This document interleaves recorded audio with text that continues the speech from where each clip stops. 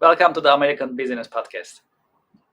This is Kevin Devecioglu, your host. I'm welcoming you, episode 78, and we are in season 3. We have a special guest today, and we'll talk about career experience as well as career journey and other professional insights with our guests. Let's invite our guests and let's get the conversation started. Hello, Sophie. Hi, welcome to the podcast. Thank you so much. I'm excited to be here. Thank you very much. How is your week going so far? Yeah, it's very good. The weather's lovely, so I'm just working outside this week and catching up on a few things, and got a lot of exciting projects on the go. So yeah, it's great. How's your week? Yeah, so far so good. Well, today's Friday, and Fridays are good in general, and especially that's our podcast day mostly. So I'm happy to have a Friday. Well, that sounds good. Why don't we get started? As a start, would you please briefly introduce yourself and your company to our audience and to our listeners? Yes, of course. So I am a freedom and business coach. I work with a lot of new and aspiring entrepreneurs, mostly in the healthcare, medical, biotech sectors. But I also work in all areas of entrepreneurship because I find that a lot of the principles that I teach are applicable in other areas too. So I get into marketing, branding, messaging, networking, sales, negotiations, basically all the business skills and the business acumen that people need to launch a business, get a business off the ground, and feel confident running the business. I tend to work more with highly intuitive people who feel like they've got more to contribute in the world than what their full-time employment allows them to do. So a lot of scientists and healthcare professionals and academics in particular, and some journalists as well. So yeah, a lot of creative people, a lot of high science people who want to start a business and don't really know how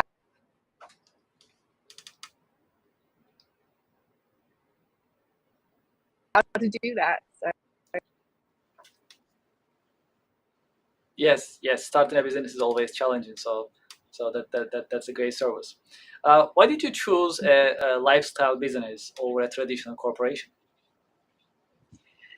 yeah, that's a good question. I think when you're ambitious and you really want to build something meaningful and make an impact, the first place people tend to go is how can I make things as big as possible? How can I build out my team and get support and delegate things and have this mission that everybody's on and build a sense of community and a culture? And I think that's great to a certain extent, but when I did that, I was not happy. I was not fulfilled at all. And it started to feel like my work was not as meaningful because I found myself doing a lot of menial things like training my team members and fixing their mistakes and having to host all kinds of meetings just to kick off projects and oversee everything and make contracts and agreements. And my role kind of became more, I was just going through the motions and I wasn't really doing the things that I really love to do. And I thought that if I had a team, I could act as a CEO and I could just keep things running smoothly and be the one who comes up with the ideas and makes the decisions and kind of just keeps things running smoothly. But it just ended up, I became a manager, a project manager, a salesperson, admin, and all of those things. So I actually found that having a team was not a good fit for me. So what I did was I flipped everything around and I decided to build a lifestyle business. So for me, that was more fulfilling because it allowed me to focus on the things that I love to do, which in my case is business coaching, working with new entrepreneurs, helping them get ideas off the ground. And that's really exciting to me. And I still have some admin support. I have a bookkeeper, I have an accountant, I have people supporting me, but I get to spend a lot more time doing the things that I love to do that actually move the needle in my business, and it's more enjoyable. So when I realized that having a lifestyle business was a legitimate thing to do, I actually just turned everything around and decided to go in a different direction. And so now when I'm working with my individual clients, I'm showing them what it's like to have a lifestyle business and enjoy the freedom that they've created for themselves, and essentially acting as a role model for them so that they can do what I've been able to do. And that feels better to me because I can work smarter, not harder, and enjoy the fruits of my labor, so to speak. Well, how do you personally define success in business and why?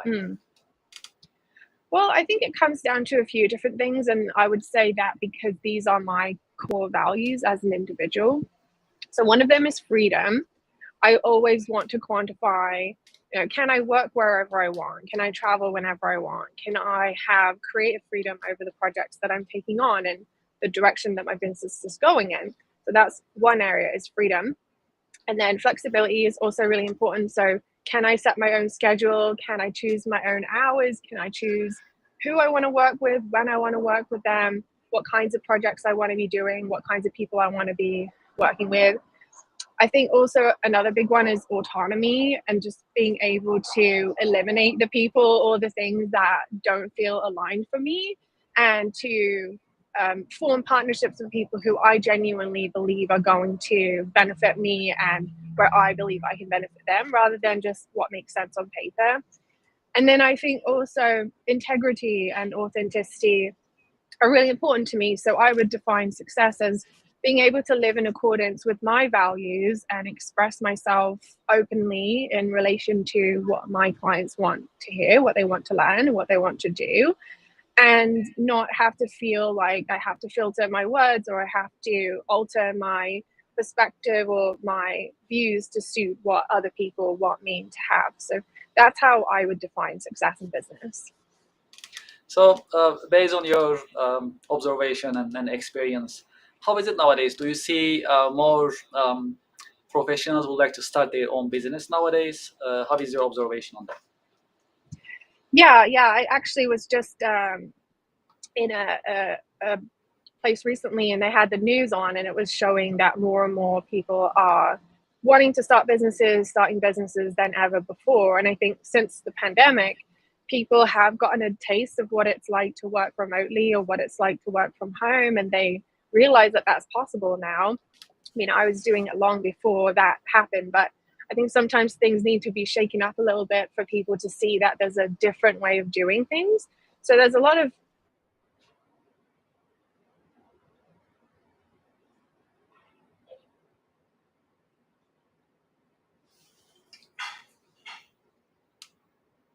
bigger organizations are really off and wanting to simplify and cut costs and not for themselves. They can make more money, they can have more freedom, they can have the kind of lifestyle that they've always wanted.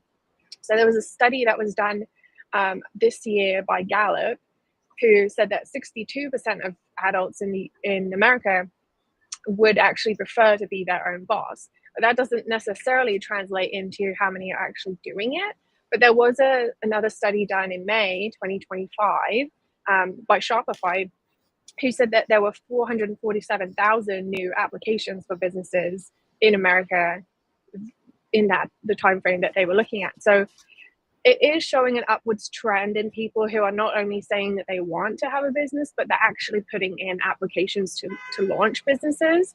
And so it's not just an aspirational thing, it's something that is gaining more and more momentum. And we are seeing an upward trend in all of those areas at the moment. Absolutely, entrepreneurship definitely exciting and Yeah. getting more popular as well, based on my personal observation. Let's talk about one of the popular subjects in our podcast. It is AI, artificial intelligence. And how do you see AI in general? Is it a threat for entrepreneurs, or is it an opportunity? How would you look at it from your professional point of view? That's a good question. I know a lot of people who have been in entrepreneurship for a while saw AI coming in and were worried that it was going to be a threat because companies started to turn to it for more and more of their operations and marketing and things like that. So people definitely are aware of that now, and they're starting to realize that they need to pivot in terms of how they operate their own business and how they offer services to businesses who are interested in AI and want to become more efficient and integrate AI into their business models. So it does require a level of understanding as to how these tools actually work and how they're evolving, because they are constantly evolving. New things are coming into play every day. I mean, even something as simple and foundational as ChatGPT has come so far since it was released just a year or two ago to the public. And so we really have to keep abreast of all of these changes. And so I think there's a few main areas where we can see AI as a huge opportunity to someone who's just about to start a business or wants to start a business. I think one of the areas is cutting costs. So it's a lot less expensive when you can use AI to help you automate certain things that you would have had to do manually or that you would have to pay a team member to do. So once you can learn about its capabilities and how it can help you rather than hinder you, and retain the quality of the output that you need to have, but not just detract from that, that's a really big opportunity. So there's the cutting cost side of it. And then also I think that you can grow quicker when you know how to leverage these tools. So you can test things quickly, you can pivot quickly, you can scale quickly. You can use it to analyze things from different angles, look at data sets, look at metrics, help you think of things that you may not have thought of, or that it would have taken you a long time to get to that place. So the speed of growth is another area. And then the third area I would say is that it can open new markets that you might not have thought you could reach. So you can personalize your outreach to different types of organizations who you might want to partner with. You can use it to network more effectively, to research people that you want to form partnerships with and connect with them. And it allows you to have more of a global reach with your company as well, because people are embracing this technology. So I think it's a great opportunity. I think it can be a threat depending on the specific industry that you're in, but I think it's well worth embracing it and incorporating it as much as we can, because it's not going anywhere. Yes, I agree with your assessment, especially it depends on the industry, right? Yeah. And I was at as a factory tour yesterday in New York metro area. The company is in a defense industry. And this AI conversation came up in the discussions at the end of the presentation. And from manufacturing defense industry point of view, they don't want AI not even close to their organization, right? For security reasons and nation security and so on, cyber security especially.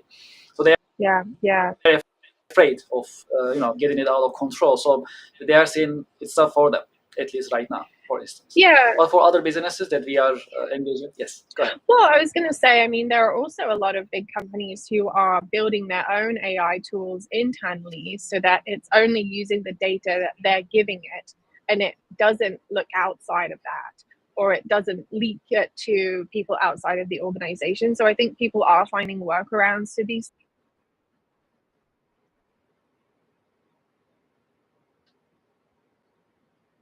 things.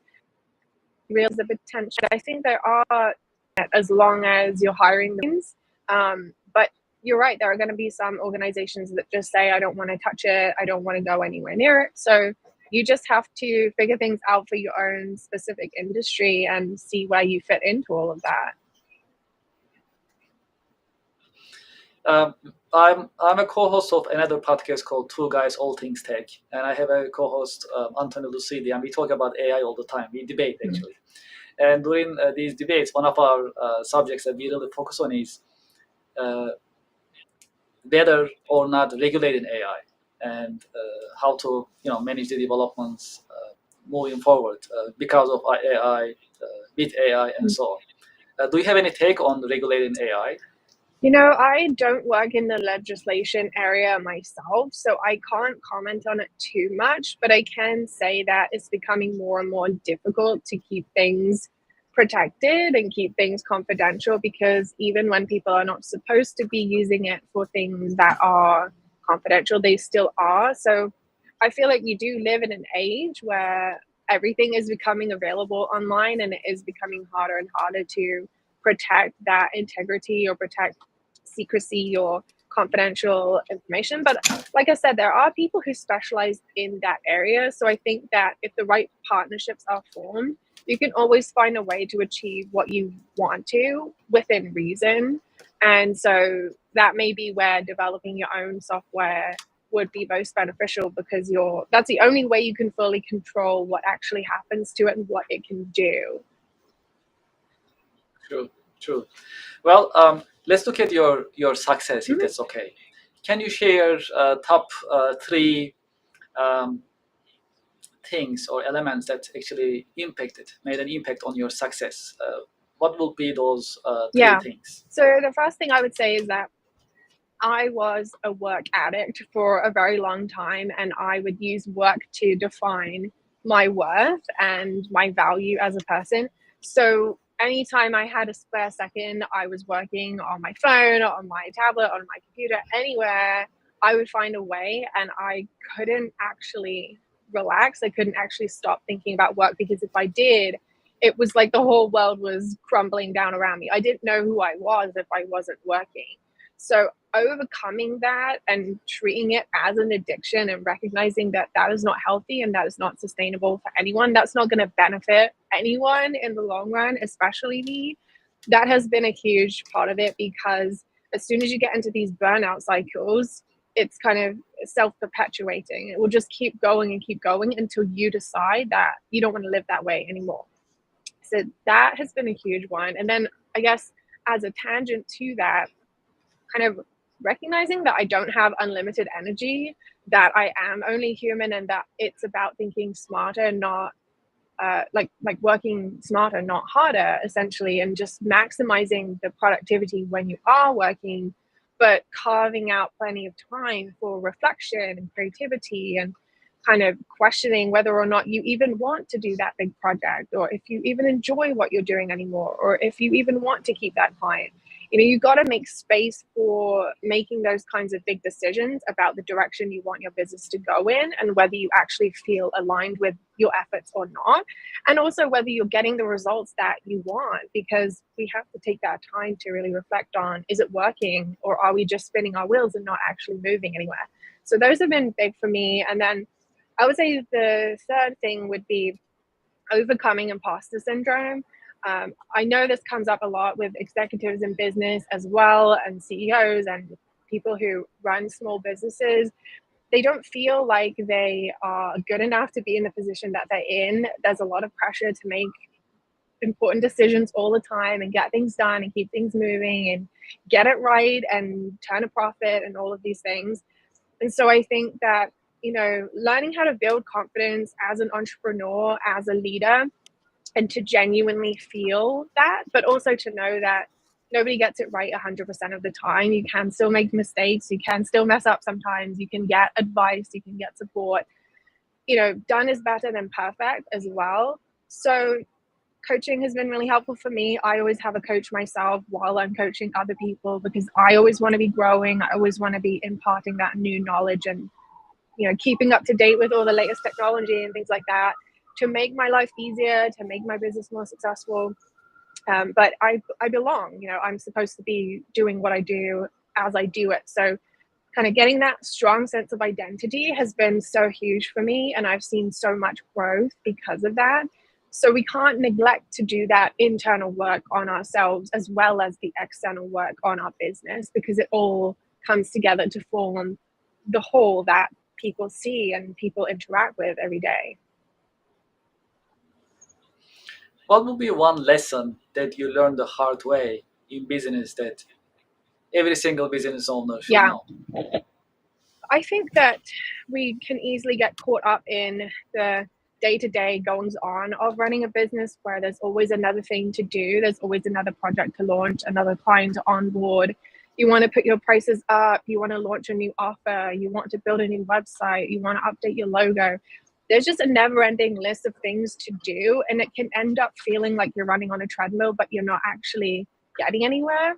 But the thing is that what I've realized is, even when I do achieve a big thing that I set out to do, it doesn't actually feel as good as you think it's going to. When you achieve that big goal, you finish that big thing, like, it's really not as good as it is built up to be in your mind. And I think that just comes down to this saying that a lot of people say but don't necessarily embody, is that it's about the journey, it's not about the destination. So if you're choosing to be an entrepreneur, you're doing it because you like the lifestyle that comes with that. You like the feeling of building something of your own. You like the feeling of creating something from scratch or improving on something, of seeing the progress. And those are the things you have to focus on, because if you focus on like reaching a specific milestone, like an amount of revenue or a number of sales, or getting into a certain number of stores or something, it's not going to feel fulfilling. It's not going to be sustainable. It's just going to make you think, why am I doing all of this in the first place? So for me, it's really been about slowing down and enjoying that process of building something and letting it be a work in progress every day. And that's definitely something I would impart on anybody that I'm working with or anyone who's thinking of starting a business. We have thousands of listeners, and they're all business minded, and some of them actually seniors, very experienced. Some of them they are in the middle of their career journey, and some of them they are just starting the next generation. Do you have any career advice for the next generation that are coming into the job market? Definitely.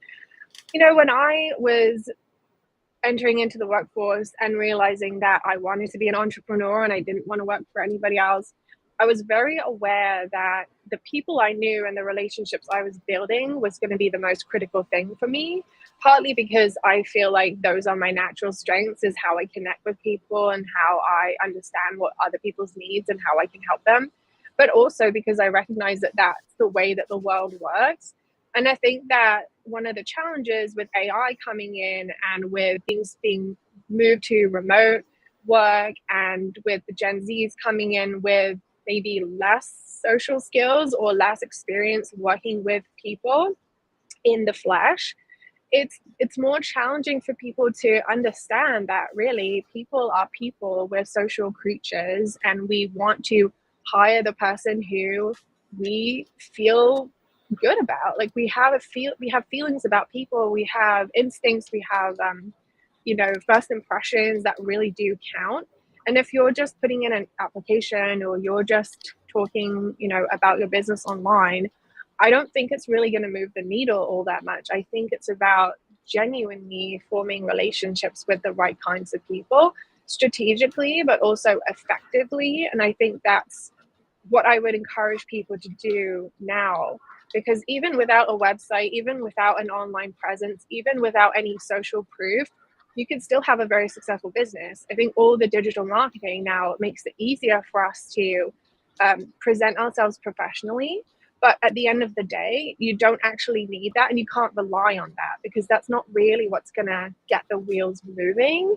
I think that's just there to support you and to make you look more professional and to amplify what you're already doing in how you show up.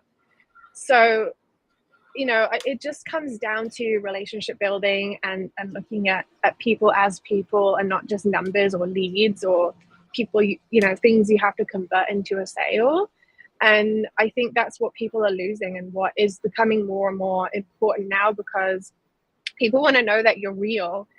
People want to know you're not an AI generated version of yourself, or that you have an assistant pretending to be you. Like, they actually want to see you. They want to get to know you.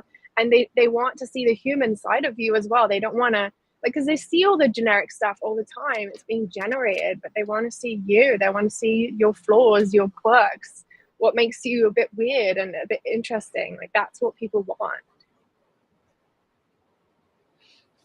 Yes, thank you for sharing your professional insights with the next generation business professionals. For those who like to be continuing this conversation with you, who likes to be in touch with you, what is the best way for them to be in touch with you? Well, I'm very active on LinkedIn, so you can find me on there. My name is Sophie Ash, and the URL ends with Sophie Ash. So if you want to just put /Sophie Ash, you'll find me there. I'm also pretty active on Instagram. I have a couple of accounts. I have my personal account, which is Sophie Ash Official. That's where I post more lifestyle related content and things about me as an entrepreneur with my own lifestyle business. I travel a lot. I bring my cat with me. And I'm always in different parts of the world talking about life and business. I have a business Instagram as well that I'm going to be building out. So if you are in the healthcare field or in academia, or you're interested in writing, then check that out. It's Prospology, which is Prospology. And then if you do want to reach out to me directly, you're welcome to email me. My email is sophie@prospology.com. Sophie, thank you so much for being with us in your busy schedule, and thank you for sharing your professional You're insights so with welcome. us. This was really fun. Yes, thank you. A pleasure is all mine, and I wish you a great Thank you, weekend. you too, Kevin. Bye. Thank you very much. We'll be in touch. Thank you. Well, to our listeners and to our audience, I hope you enjoy this episode at the American Business Podcast. It was actually very educational, very informative, and we had Sophie Esch with us, and we learned about how to start a business, the benefits of starting a business, and how actually she built her career, and some of her career lessons that she shared with us. That was very educational in the American Business Podcast episode 78. Well, would you like to be a guest in the American Business Podcast? You can send us an email, americanbusinesspodcast@gmail.com. We keep an open mind, and the American Business Podcast is the voice of American business as well as global business.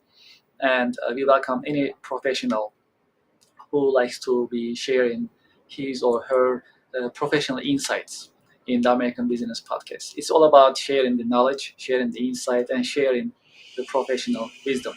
In that sense, we welcome all business professionals who like to be with us. It all just takes an email. You can send us an email, americanbusinesspodcast@gmail.com. As you know, in recent weeks, we also got and received some lead sponsors. So we truly appreciate our sponsors and advertisers in the American Business Podcast. And if you'd like to join the growing list of sponsors and advertisers in the American Business Podcast, you can also send us an email, americanbusinesspodcast@gmail.com. We also love to hear from you. Your feedback is also important for us. We talk about very popular subjects such as AI, building career journeys, as well as key career lessons. And I'm sure you also have feedback that you'd like to share with us. You can send us an email, and you can also put your comments, your thoughts in the chat box in YouTube as well. We'll really appreciate it, and we'll be happy to hear from you. And if you like us to have a certain guest or a popular subject that you like us to cover in the American Business Podcast, we're also open for any suggestions. And you can send us an email, americanbusinesspodcast@gmail.com. If you visit our website, americanpodcast.tv, you'll also see our coming streaming schedule. We update it weekly. You can also learn more about the American Business Podcast, and you can also see our previous channels, and you can also get the links of YouTube, Spotify, Amazon, Instagram, and all the other social media channels that we are active in. So in that sense, americanpodcast.tv is a very resourceful website that you can always visit and engage, and also you can be more active in the American Business Podcast business community. As you know, a couple of weeks ago, we got the YouTube Silver Award because we have right now more than 100,000 YouTube subscribers. Thank you for your support. And if you haven't done so, please subscribe. Subscription is easy. I'll just put it on the screen. We have a QR code right here. You can scan this QR code, and it'll take you to our YouTube channel, and you can be part of our community. We truly appreciate it. And if you feel more generous, you can also put your comments, you share your thoughts about one of our episodes. Right now, we are at the episode 78, season 3, and more coming. And you can also see our previous episodes as well, and share your thoughts and let us know what you think. What do you think about AI, regulating AI, and other key career lessons that we've been talking about? These are really popular subjects that we can tell from the number of views and clicks. And if you like to share your thoughts, YouTube and other social media channels are great venues to do so. Okay, well, what else is happening? Let's talk about our sponsors, and let's see if you like to actually join and work with them. Ms. Excel, if you like to learn Excel in a fun and enjoyable way, engaging way, consider Ms. Excel. Ms. Excel has a website, and if you scan this QR code on the screen, it'll take you to their website. You can see their course catalog and you can sign up. When you are checking out, make sure to put the discount code for the American Business Podcast viewers, ABP 2025, and it'll give you additional benefits when you are checking out, and you can enjoy the discount. If you're in the market for an ERP software system, especially you can consider iTech Inc. They are specialized in SAP ERP, Oracle ERP, and Microsoft ERP software systems, and they have their own in-house teams for implementation and support. I have their QR code on the screen. You can scan this QR code. It'll take you to their website, and you can learn more about their activities, and you can get in touch with them if you're interested. When you are in touch with them, make sure that you hear about them from the American Business Podcast. Today, we had the Connectional America Business Alliance online networking event. We had 6 professionals with us, and live on the American Business Podcast this morning, we had a chance to have the business networking event. We learned about the 6 different businesses. Also, we got questions from our audience, and they shared their professional insights. They told us about their business. They shared important information about their business, their products and services. So it was a very engaging event. If you like to register for the coming Connectional America Business Alliance online business network event, you can scan this QR code and you can register. The next one is scheduled for October 24th at 10 a.m. Eastern. And I hope you join us. And this activity is also growing. The reason we put together the Connection America is in the American Business Podcast, we have experts, we have interviews, and we talk about different subjects, different informative subjects. And in the Connection America Business Alliance, we like to turn this knowledge into action by networking with other business professionals. In that sense, you are invited. I hope you join us. Please scan the QR code and register, and hope to see you on October 24th. Recently, we started our membership program, American Business Podcast ABP membership program, and we have different membership types, different benefits of each type. If you scan this QR code, it'll take you to the membership page. You can see different types of memberships that's available. You can pick the one that you like, and you can be a member, and you can enjoy the benefits of membership, ABP membership, and we really appreciate your support. Well, looks like that's all for today. Thank you very much for listening. Thank you for watching. This is the American Business Podcast, the voice of American business. I'm looking forward to having you in the next The American Business Podcast episodes. Thank you very much, and have a great weekend.